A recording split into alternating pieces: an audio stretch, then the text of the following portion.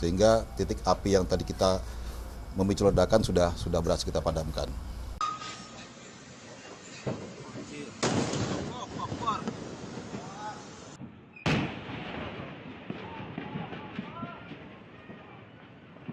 Tadi kita sudah melakukan langkah-langkah penanganan untuk pemadaman titik api dari gudang nomor 6 Gut Murah Paldam Jaya Jakarta, dan pukul 03.45 tadi dapat kita pastikan titik api sudah berhasil dipadamkan.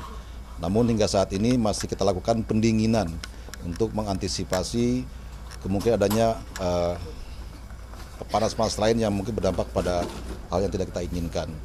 Dan kita masih melakukan investigasi di sekitar lokasi hingga saat ini, dan mungkin besok pagi juga untuk melakukan penyisiran dan pembersihan sisa-sisa material yang terlempar dari gudang munisi tersebut.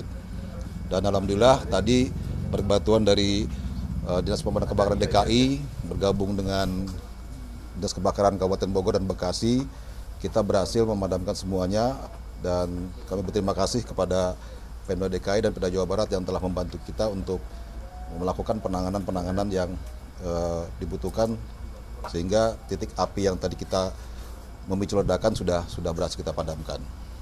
Dan kami juga menghimbau kepada seluruh masyarakat yang di sekitar lokasi ini untuk tenang dan tidak perlu khawatir lagi, karena kita nilai dampaknya ini sudah tidak akan menimbulkan ledakan lagi. Tapi kami masih juga memerintahkan para aparat kami menginstruksikan dari aparat teritorial Kodam Jaya dan Kodam 3 Siliwangi, khususnya Kabupaten Bogor, untuk apabila nanti ada mungkin kelongsong atau pengungsi yang terlempar dari ini untuk dilaporkan pada kami. Tapi sejauh ini semua dampak yang terjadi, kelongsong yang mungkin tadi mungkin banyak di media terlempar ke ini, sudah kita amankan semua pada saat ini.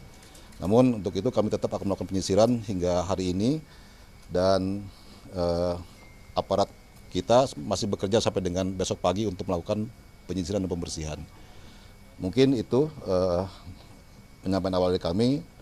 Kami mengucapkan terima kasih sekali lagi kepada seluruh unsur terkait yang telah membantu kami untuk melakukan pemadaman gudang munisi nomor 6 Gut Murah Kodam Jaya Jakarta ini.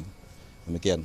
Jenderal, untuk kan masih ada beberapa orang yang diungsikan gitu ya di sekitar perumahan kota wisata itu sebaiknya tetap sementara. Jadi saya klarifikasi ya, yang sebenarnya tidak titik pengungsian, tetapi ada antisipasi dari Pak Camat dan Pak Lurah untuk merelokasi warga yang dekat dengan titik api ini, yaitu di Kelurahan Ciangsana tadi, di 2 titik, di masjid dan di kantor kelurahan. Nah, itu dievakuasi untuk sambil menunggu dampak ini selesai gitu loh. Tapi pada saat kami tadi tanyakan lagi, sebagian besar sudah kembali ke tempat keluarga masing-masing.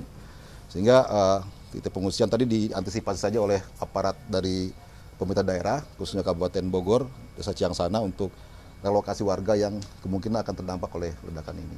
Demikian. Dan untuk pemadaman berapa jam dilakukan? Kenapa? Untuk pemadaman? Pemadaman tadi dilakukan oleh 27 unit pemadam kebakaran gabungan DKI dan Jawa Barat tadi. Mereka bersinergi untuk melakukan, tapi tidak semua bisa masuk ke lokasi, hanya dari Jakarta yang bisa masuk sampai ke titik api karena kemampuannya yang diharapkan dari DKI. Berapa jam kan?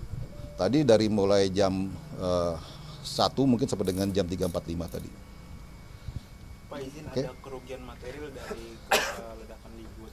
Kami tadi sudah meminta Dandim Kabupaten Bogor dan Kabupaten Bekasi untuk mendata apabila ada kerusakan rumah warga yang terdampak oleh ledakan ini, dan mungkin besok pagi baru kita pastikan ada dampak apa yang terjadi di rumah-rumah penduduk di sekitar ini.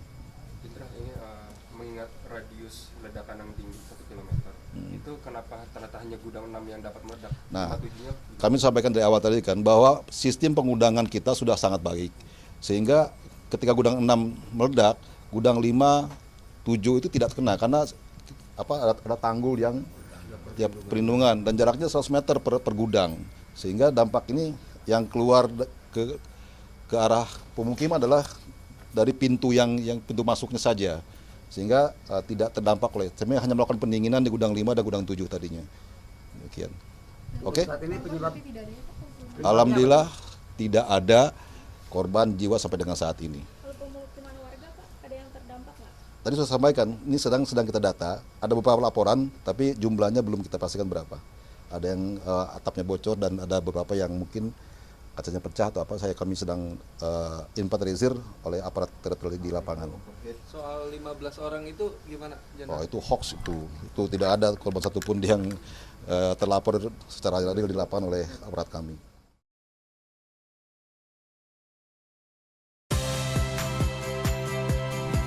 Saya Audrey Chandra, saksikan program-program Kompas TV melalui siaran digital, pay TV, dan media streaming lainnya.